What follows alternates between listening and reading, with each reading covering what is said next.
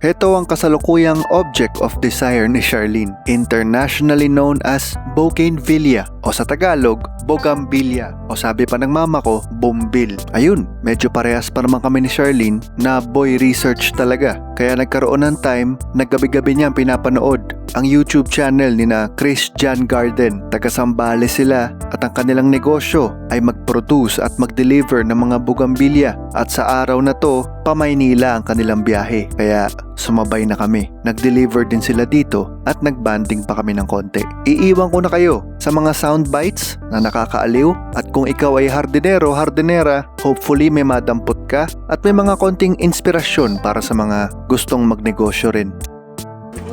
Sino po kamukha niya? Ayaw mo nga yun. Kaya nga ako talaga. Ito dadalhin ko. Diyan lang. So, baka mamaya bitbitin ng iba. Di po. Ikakadena ko po yung lahat. Ay, so nice. Maganda po ito sa lagay sa naaarawan talaga. Ito, naarawan. Ito ang center maganda lagyan. Itong labas na to. Tapos talian mo lang kasi para pagka bumagyo, hindi siya matutumba dyan. Pagdating po ba ng tanghali, Nandito yung araw. hindi po naaarawan pa rin po siya? Opo, hanggang 2. Hanggang Maganda pa nga po dyan eh, kasi pag umulan, hindi siya nababasa totally. Kaya niyo po i-ID yan? Binili ko lang yan sa Quezon City. California Gold. California Gold. Sao Paulo. Sa Alfonso. Alfonso. Chili red ito. Weh. Palagi ko naririnig yung chili red sa iyo. Ito, Opo, basta nung bloody red. Bloody red. tapos yung dilig, hindi po siya continuous. Galing ng ano to, Batangas ang ganyan ano. Ganyan. Ng lupa na ginagamit. Galing ng Bulaklak po Batangas. talaga sa... Masandi nga po eh. Nirepat ko kahapon Bulaklak po yun kasi eh. dahon. Ang tawag po dito special. Ako po mukha siyang bulaklak kasi iba-iba kulay. Saka pinaliligiran niyo yung bulaklak kasi. Opo, pinadiligiran niya yung bulaklak. Ganda. Ito lang pala, bulaklak maliit oh. Oo, yung maliit na talaga ang bulaklak. Ano to? Opal. Oo, flame opal, tsaka fire opal.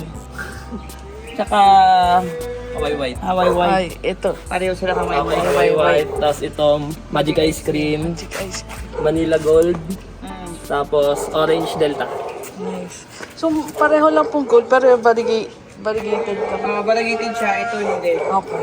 Kasi ito, yung variegated kasi kahit kung minsan walang bulaklak, mas maganda pa rin tingnan. Opo. Dahil sa dahon niya. Ano niyo po ba kanina? Napapunta pa lang kami dito. Sabi ni Mama, kamukha niyo daw po sa Rico Blanco. Ano po kasi si Mama, nagtitingin doon sa may Facebook page niyo Oo, ba yan? Facebook page. Nagtitingin-tingin siya. Sabi niya, ito ba yung asawa ni Ma'am? Hindi niya, may kamukha daw talaga na artista. Tapos ayaw niya na hanap Kasi hanap niya. Tapos nakita ko kasi nagigitara kayo sir eh. Oo. Ito, may banda rin po kasi kami. Ang pangalan ng banda namin, River Maya. The joke.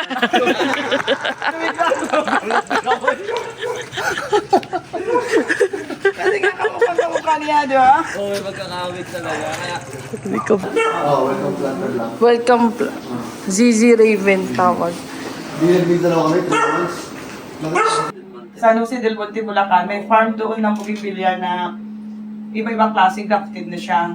Ang dala kong pera nung nilabas ko, una-una, 50,000. ilang piraso lang yun. Tapos nag-rent ako ng sasakyan, van, nagpunta kami doon. Pag uwi namin sa bahay, nagalit yung asawa ko kasi Ang dami. yung 50,000 ko na pera, pandemic pa. Ang nabili ko lang na puno, 32 peraso.